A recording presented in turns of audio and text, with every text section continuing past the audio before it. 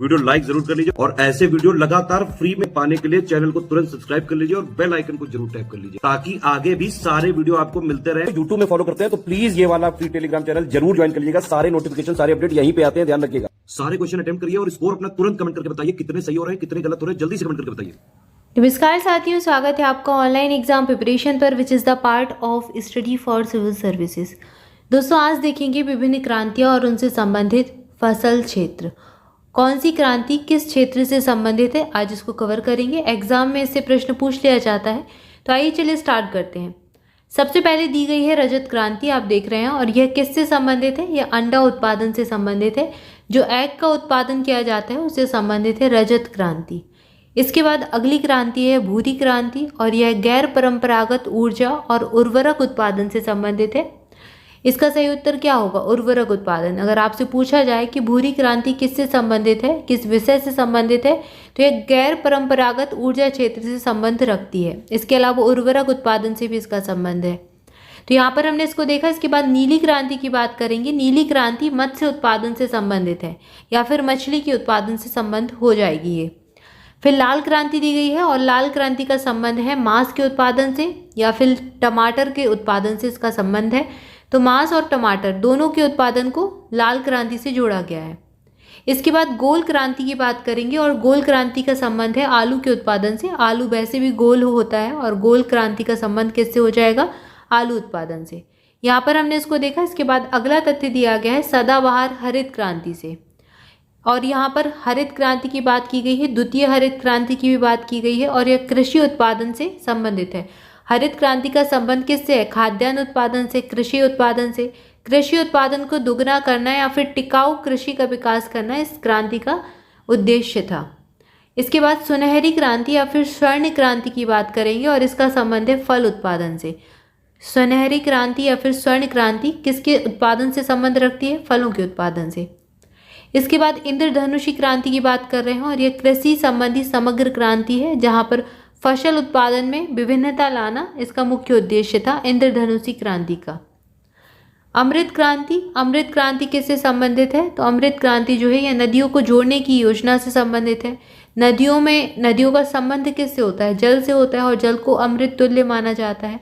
तो अमृत क्रांति का संबंध नदियों को जोड़ने की योजना से संबंधित है, इस प्रकार से याद रखिए।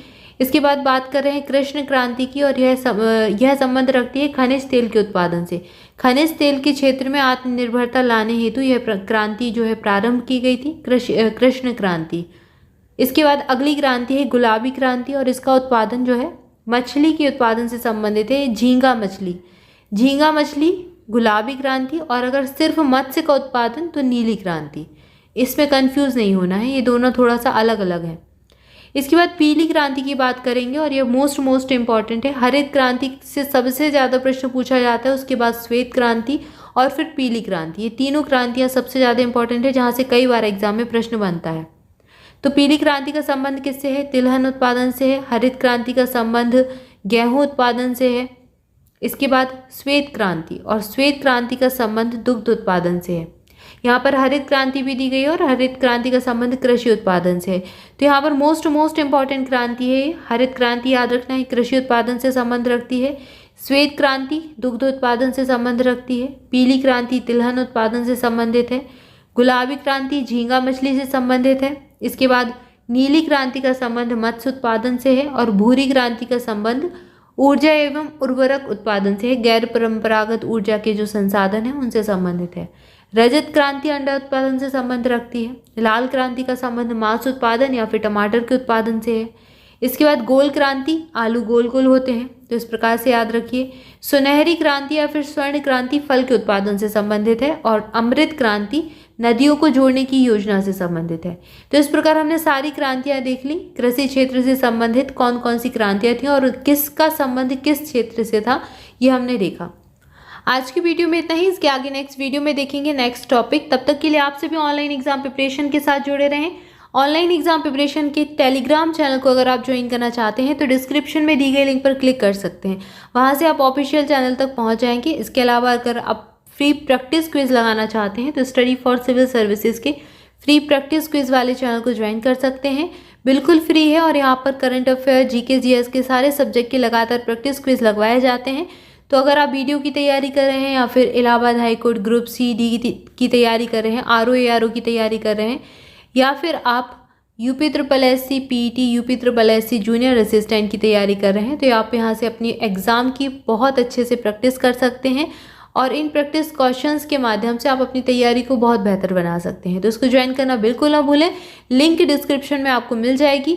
और अगर आप स्टडी फॉर सिविल सर्विसेज की कोई पेड बैच, कोई पेड कोर्स या फिर कोई पेड पीडीएफ लेना चाहते हैं तो डिस्क्रिप्शन में दी गई कॉन्टैक्ट डिटेल को फॉलो कर सकते हैं। नंबर्स दिए गए हों, नंबर्स पर कॉल करके आप जानकारी ले सकते हैं।